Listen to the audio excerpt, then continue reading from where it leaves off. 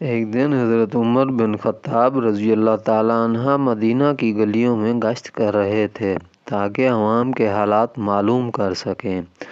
راستے میں ایک گھر میں عورت کو دیکھا جو چولہے پر ہانڈی رکھ کر بچوں کو بہلا رہی تھی، مگر بچے بھوک سے رو رہے تھے۔ حضرت عمر رضی اللہ تعالیٰ عنہ نے قریب جا کر دریافت کیا کہ وہ کیا پکا رہی ہے۔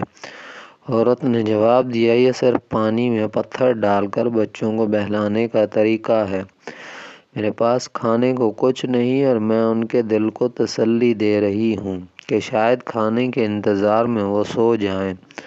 یہ سن کر حضرت عمر رضی اللہ تعالیٰ عنہ کی آنکھوں میں آنسو آ گئے۔ وہ فوراً بیت المال گئے، ایک بوری میں آٹا، گھی اور دیگر کھانے کا سامان رکھا اور خود اسے اپنے کندھوں پر اٹھا کر لے جانے لگے۔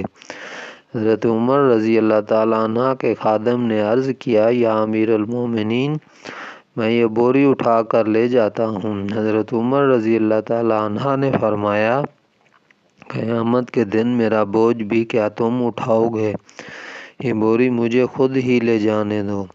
پھر وہ اس عورت کے گھر پہنچے، کھانے کا انتظام کیا اور جب بچوں نے سحر ہو کر کھا لیا تو وہ خوشی سے کھیلنے لگے۔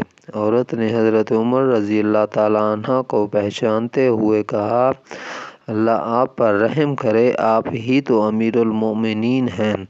حضرت عمر رضی اللہ تعالیٰ عنہ مسکرا کر چلے گئے، کیونکہ ان کے لیے حکمرانی کا مطلب صرف حکومت کرنا نہیں بلکہ عوام کی خدمت کرنا تھا۔